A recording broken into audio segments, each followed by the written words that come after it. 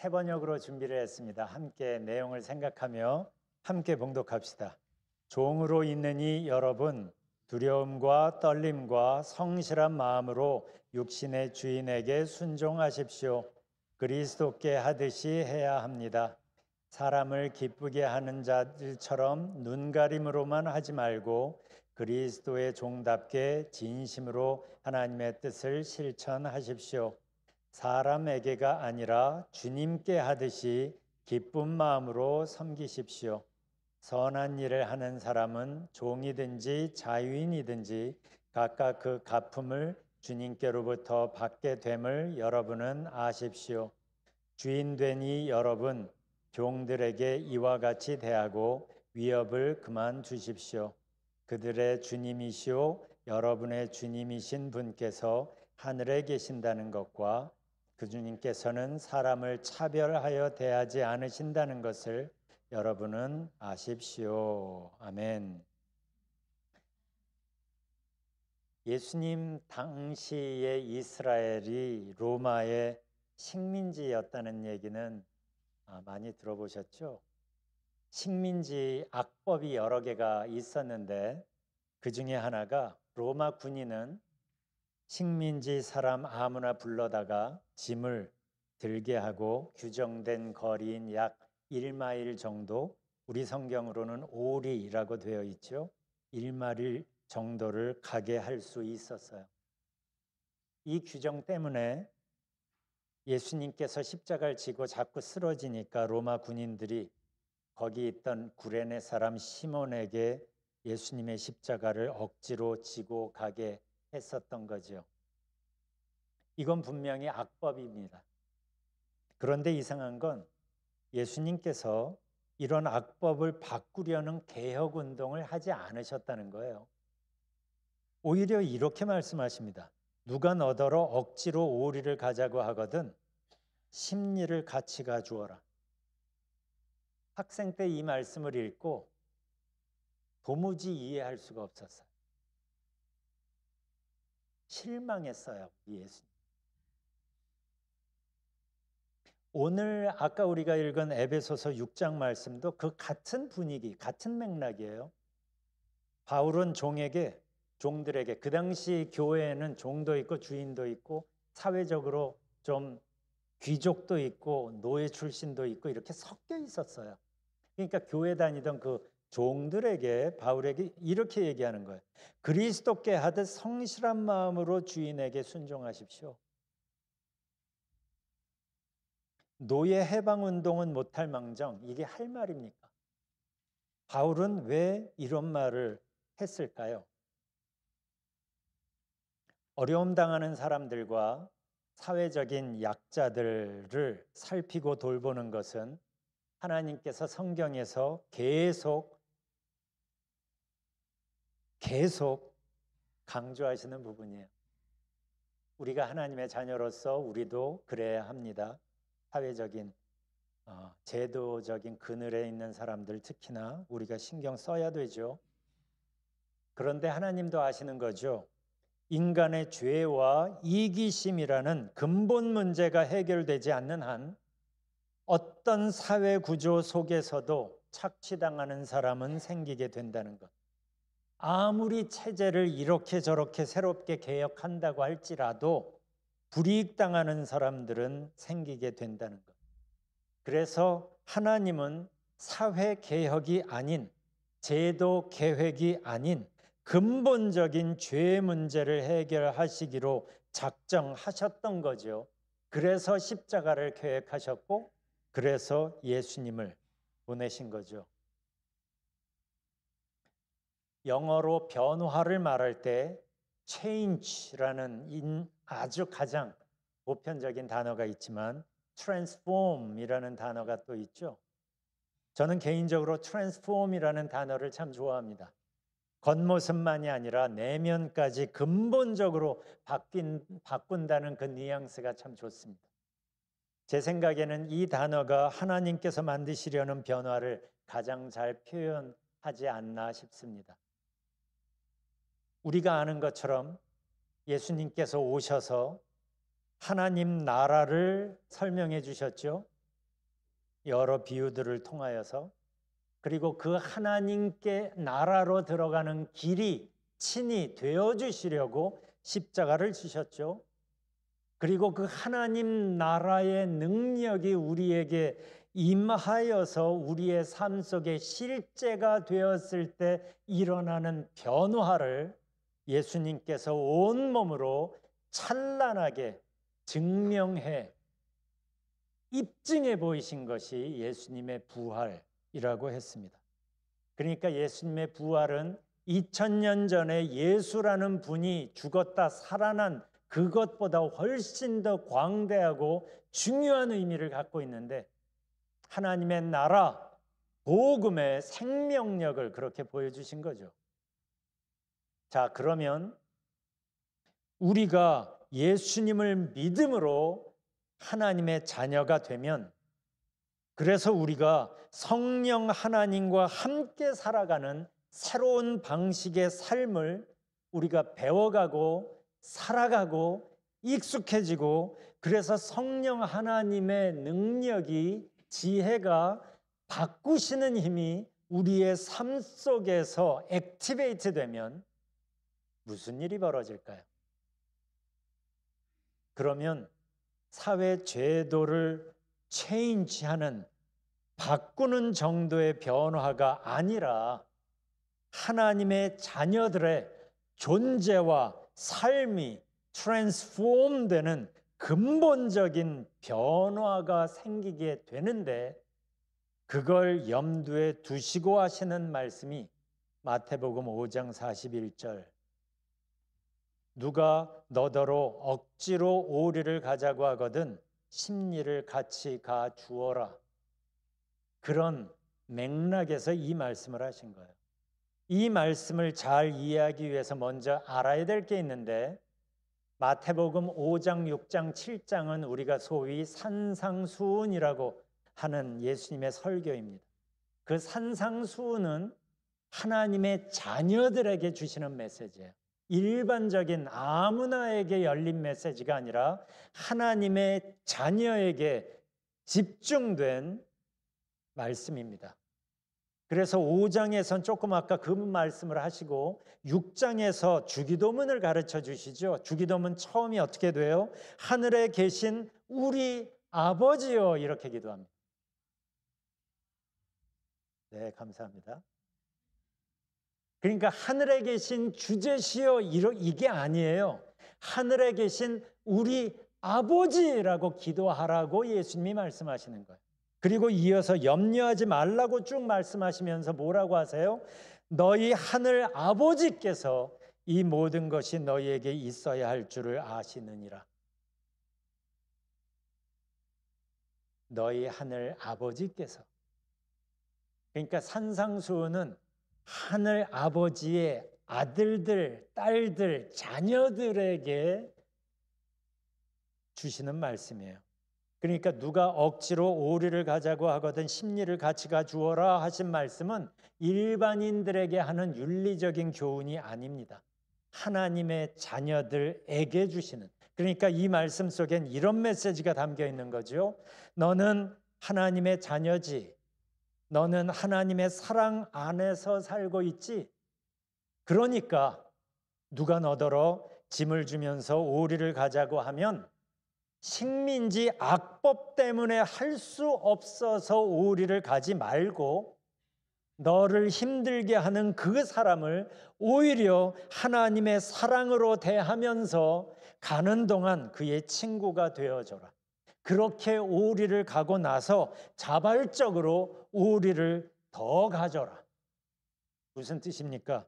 오리는 악법 때문에 할 수 없이 가야 하는 거리지만, 네가 만일 자발적으로 오리를 더 간다면 너는 식민지 악법 때문에 움직이는 사람이 아니라 하나님의 사랑 때문에, 하나님의 자녀이기 때문에 하나님께서 기뻐하시는 걸 생각하면서 움직이는 사람이라는 게 드러나게 될 거라는 거예요.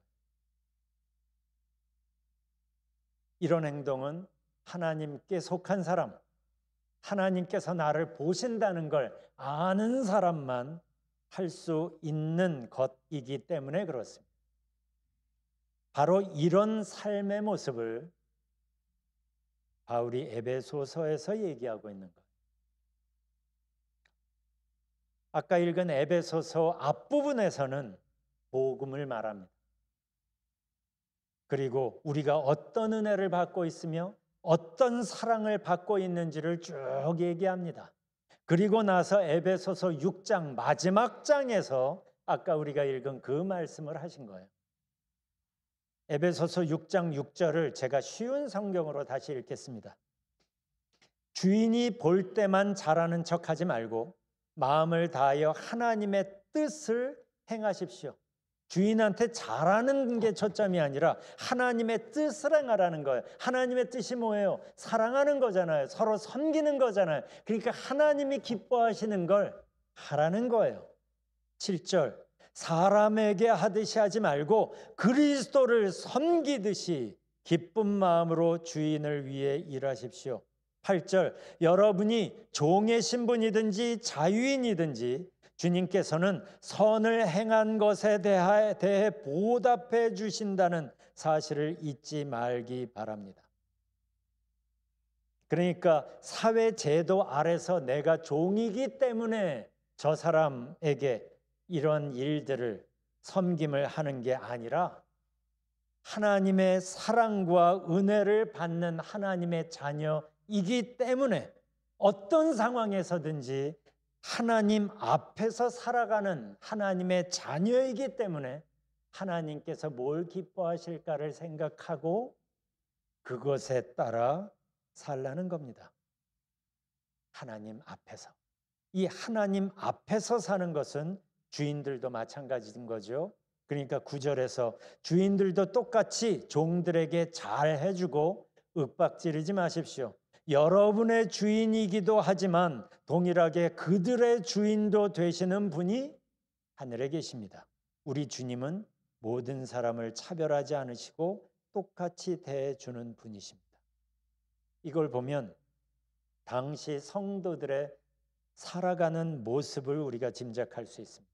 그들은 그 당시 그들이 있었던 사회 제도 아래서 사회 제도 그 영향 아래서 사는 게 아니라 하나님 앞에서 하나님의 말씀 앞에서 하나님이 기뻐하시는 게 뭔지를 생각하면서 사는 사람들이었던 거예요.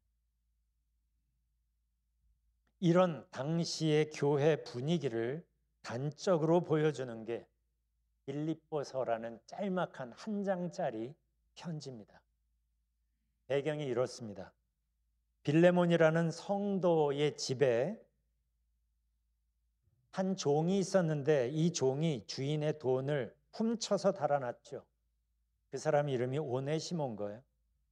그가 어떻게 로마까지는 도망을 갔는데 거기서 어떻게 붙잡히게 됐어요. 그래서 감옥에 갇혔는데 참 묘하게도 거기서 바울을 만납니다.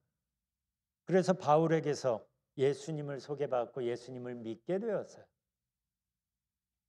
변화된 오네시모가 바울에게 큰 도움이 되었어요. 그랬다고 바울이 거기다 쓰고 있어요. 그런데 바울은 오네시모가 주인인 빌레몬에게 가는 게 맞다고 생각합니다. 당시의 노예법은 아주 가혹했죠.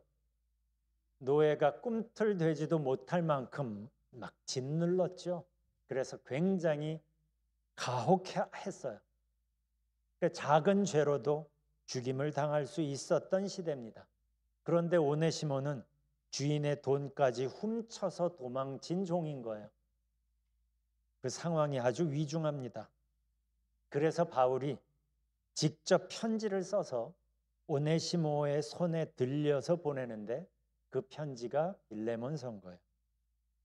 이 편지에서 바울은 빌레몬에게 오네시모를 용서하고 다시 받아주기를 청합니다. 그런데 더 이상 종이 아니라 그리스도 안에서 형제로 받으라고 요청합니다. 빌레몬서 16절 이제는 종이 아니라 그보다 훨씬 더 귀한 사랑하는 형제로서 대해 주십시오. 이건 그 당시의 상황을 생각하면, 오네시모의 그런 처지를 생각하면 이건 말도 안 됩니다. 그런데 이런 말도 안 되는 걸 바울이 지금 권면하고 있는 거예요. 도망간 노예를 용서하고 예수님 안에서 오히려 형제로 받으라고. 그게 하나님 앞에서 옳다고 말하는. 이 말도 안 되는 요구를 할 수 있었던 게 그 당시 교회의 분위기였던 거예요. 그들은 그 시대를 살았지만, 그 제도 안에서 살았지만, 그러나 그들은 하나님 앞에서 하나님 앞에 무엇이 옳은가를 생각하며 살던 사람들이었던 겁니다. 기독교 전승에 의하면 오네시모는 그때 빌레몬에게 용서를 받고 자유를 얻어서 다시 바울에게 가서 좀 돕다가 나중에 에베소 교회 감독으로 섬겼다고 전해집니다. 이게 하나님께서 우리 안에 만들고 싶어 하시는 트랜스포메이션, 단순히 체인지의 수준을 훨씬 넘어선 변화인 거예요. 우리는 우리의 상황이 바뀌기를 원하고 기도합니다. 우리는 우리의 문제가 해결되기를 기도합니다. 그런데 하나님은 우리의 존재를 근본적으로 변화시키기 위해서 일하고 계십니다. 여기에 지난번에도 말씀드렸지만 관심의 핀트가 다르다는 거, 우리가 이걸 염두에 두어야 하나님과 동행이 가능해요. 우리는 상황이 바뀌기를 원하고 문제가 해결되기를 원하지만 하나님은 그 상황을 통하여 문제를 사용하여 우리의 존재를 근본적으로 변화시키는 데 관심, 온통 힘을 기울이시고 계십니다. 이집트에서 탈출한 이스라엘을 생각하면 이해가 쉽습니다. 그들의 관심은 온통 상황의 변화였죠. 그래서 이집트의 노예 생활을 벗어나면 새 세상이 올 줄 알았어요. 그런데 사실 그들에게 더 큰 문제는 그들 안에 깊이 뿌리 내린 노예 근성이었던 거예요. 그래서 문제가 생길 때마다 불평부터 하고 남 탓하고 이집트 있었을 때 더 좋았는데 그런 말이나. 왜 그래요? 그들의 상황은 체인지 되었지만 그들의 존재가 트랜스폼 되지 않았기 때문에 그런 거예요.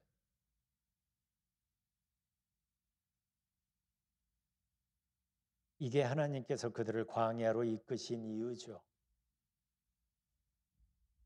하나님 입장에선 그들을 이집트에서 꺼내는 건 그렇게 문제도 아니었어요, 사실. 그런데 그들을 노예 근성 가득한 그들, 불평부터 하는 그들, 하나님 믿지 못하는, 믿는다고 하면서도 조금만 어려움이 있으면 걱정부터 하는 그들을 하나님의 백성답게 만드는 이 과정이 하나님 입장에선 훨씬 더 까다로웠죠. 오래 걸렸죠. 그 과정을 하나님은 지금도 하고 계시는 거예요. 우리는 어떻습니까? 우리의 신분 바뀌었죠? 하나님의 자녀가 되었잖아요. 그래서 하나님을 감히 아버지라고 우리는 부릅니다. 그렇다면 하나님의 자녀다운 마음을 가지고 하나님의 자녀다운 행동을 하고 말을 하고 그러고 계십니까? 이건 또 다른 문제인 거예요. 하나님의 자녀가 되는 건 한순간의 변화입니다. 신분의 변화는.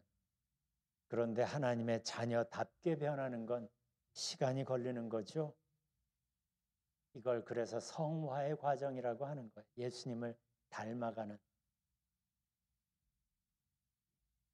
한번 생각해 보세요. 여러분의 관심이 어디에 요즘 초점 맞춰져 있는가? 여러분의 기도가 뭐 기도하고 있는지 한번 보세요. 여러분의 관심이 상황의 변화입니까? 문제의 해결입니까? 아니면 내 존재의 근본적인 트랜스포밍입니까?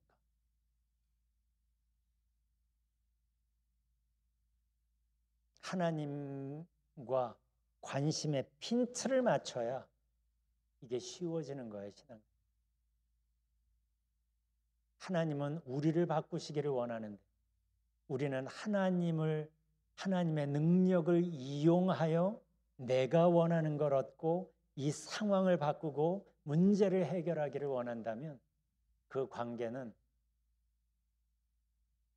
부드럽기가 힘들어요.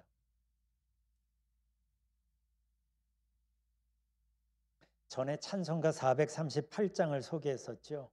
가사가 이래요. 1절 내 영혼이 은총 입어 중한 죄짐 벗고 보니 슬픔 많은 이 세상도 천국으로 화하도다. 3절 높은 산이 거친 들이 초막이나 궁궐이나 내 주 예수 모신 곳이 그 어디나 하늘나라. 후렴 할렐루야 찬양하세 내 모든 죄 사함 받고 주 예수와 동행하니 그 어디나 하늘나라. 내가 주님 안에서 트랜스폼 되면 슬픔 많은 이 세상도 천국으로 화하도다. 내가 주님 안에서 트랜스폼 되면 높은 산이 거친 들이 초막이나 궁궐이나 그 어디나 하늘나라가 되는 거예요. 내가 혼자가 아니라는 걸 알게 되기 때문이죠. 예수님께서 나와 함께 하신다는 걸 알았기 때문인 거예요. 내가 바뀌면 세상이 달라져 보입니다. 우리가 지난주에도 얘기했던 내가 애벌레 수준에서 나비로 바뀌면 전에 애벌레 때 있었을 때의 고민이 더 이상 나의 고민이 되지 않겠죠. 고민이 해결돼서가 아니라 내가 바뀌었기 때문인 거예요. 내가 바뀌었기 때문인 거예요. 문제가 해결돼서 평화가 아니라 문제보다 크신 하나님이 나와 함께 계시기 때문에 평화인 거예요. 그 하나님 안에서 그 하나님이 내 하나님이기 때문에 그 하나님 때문에 내 존재가 바뀌면 세상이 달라져 보일 수밖에 없는 거죠. 많은 사람들이 상황을 바꾸고 체제를 바꾸면서 좋은 세상을 만들어 보려고 합니다. 그게 나쁘다는 얘기가 아니에요. 그들에게는 그게 최선인 거죠. 그렇지만 우리는 하나님이 만드시는 트랜스포메이션을 아는 사람이잖아요. 우리는 하나님이 만드시는 그 트랜스포밍 파워를 아는 사람들이잖아요. 그 놀라운 변화를 우리가 먼저 온몸으로 맛보며 사는 것, 그게 신앙생활입니다. 주일날 교회에 나오는 게 신앙생활이 아니라 문제보다 크신 하나님, 그 하나님의 트랜스포밍 파워를 내가 온몸으로 맛보며 그 하나님과 동행하는, 그래서 그 하나님 때문에 내가 새롭게 바뀌면서 세상을 보고, 그러니까 하나님의 관심으로 세상을 보게 되고, 그러니까 하나님이 하시는 일에 내가 한몫 거들게 되고, 그러면서 하루하루를 살아가는 것, 이걸 신앙생활이라고 하는 거예요. 하나님이 만드시는 그 놀라운 변화를 우리가 먼저 온몸으로 맛봐야 하고, 그리고 나서 그 하나님의 놀라운 변화를 우리가 온몸으로 세상에 보여줘야 하는 거예요. 그런데 그 보여주는 게 없다 보니까 세상 사람들이 교회를 믿지 못하게 하고 못하게 되고 교회가 얘기하는 하나님을 무시하게 되는 거죠. 우리 때문에 하나님을 아버지라고 부르면서도 하나님의 자녀답지 못한 우리들 때문에 하나님 망신살이 뻗치게 된 거예요. 우리가 정말 하나님을 사랑한다면 이제는 하나님의 트랜스포밍 파워를 내가 먼저 경험해야 하고 그 변화를 우리의 온몸으로 세상에 보여줘야 되는, 여러분들이 모르는 근본적이고 너무너무 아름다운 변화가 여기 있다는 걸 삶으로 우리가 보여줘야 하는 겁니다. 그게 우리 크리스찬들이 이 사회에서 감당해야 할 몫인 거예요. 그게 선교의 핵심인 거예요. 선교는 프로그램이 아닙니다. 선교는 삶이어야 하는 거예요. 뭘 보여줘요? 말로 복음 전하는 것도 맞아요. 그렇지만 그 복음의 능력을 우리의 삶을 통하여 보여주는 거죠. 그러려면 먼저 그 변화를 만드시는 예수님께 우리가 단단히 붙어 있어야 되는 거예요. 그런데 감사하게도 예수님이 먼저 우리를 부르시는 거죠. 내 안에 거하라. 예수님 안에 거할 때 트랜스폼이 시작되기 때문입니다. 상황을 바꾸고 주변을 바꿔서 될 문제가 아닌 거예요. 먼저 내가 근본적으로 변화되어야 하는 겁니다.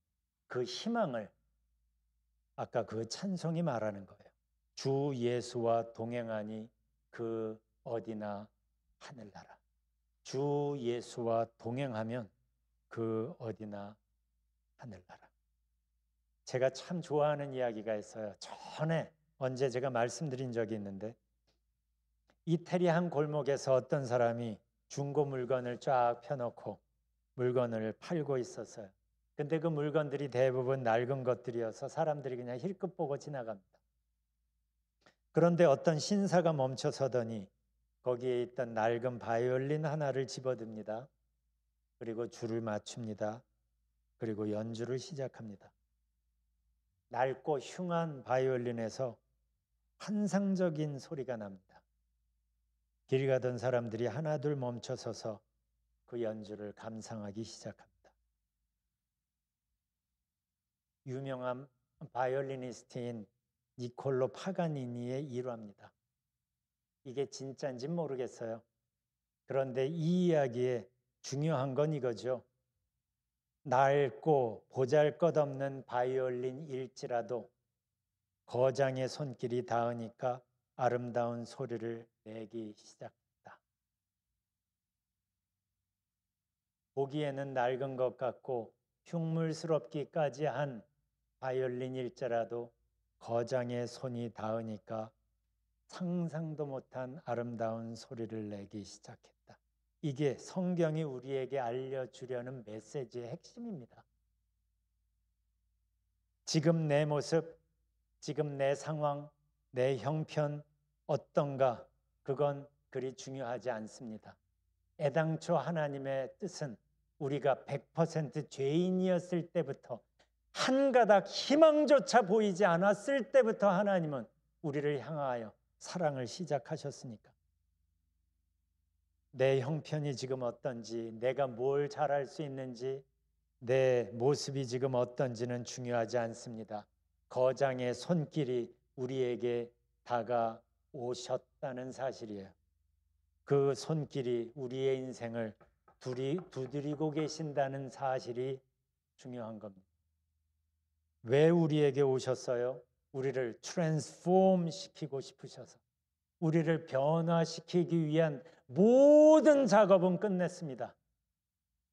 십자가에서 그리고 부활에서 이제는 십자가의 속죄를 근거로 하여 부활의 그 사랑과 은혜와 능력을 근거로 하여 하나님은 우리에게 다가오십니다. 우리를 트랜스폼 시키고 싶으셔서 그리고 그 거장께서 준비하신 아주 귀한 좋은 것을 우리에게 주고 싶으셔서 이게 성경이 말하는 기쁜 소식, 복음. 이것은 하나님께서 우리 개인적으로 한 사람 한 사람에게 말씀하고 있어요. 내가 널 사랑한다. 내가 널 안다. 내가 널 바꾸기를 원해. 너는 내 아들, 내 딸. 세상의 그 무엇과도 비교할 수 없는 너이기 때문에 내가 너를 변화시키려고 십자가까지 준비했단다.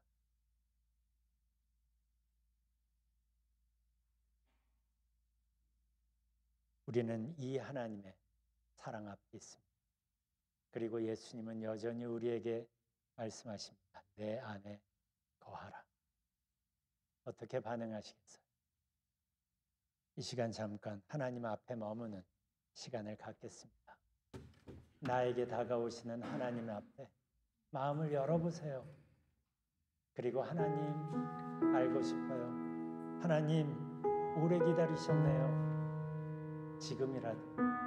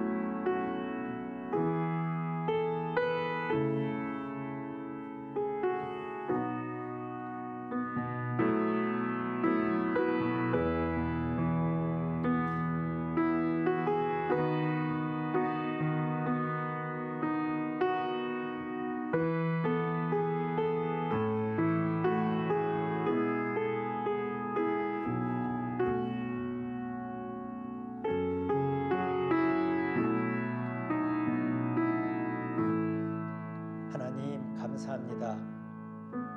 우리가 죄인이었을 때부터 우리를 사랑하시고 우리를 포기하지 못하시고 우리를 다시 품으시기 위하여 그 어마어마한 대가까지 치르시며 우리에게 다가오시는 하나님.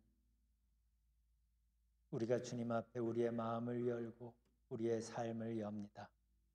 우리가 하나님만 만드실 수 있는 그 평화를, 그 변화를 경험하기를 원합니다.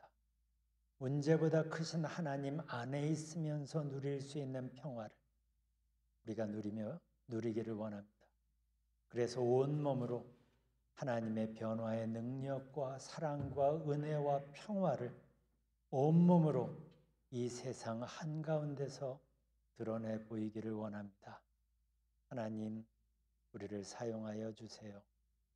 예수님 이름으로 기도합니다. 아멘.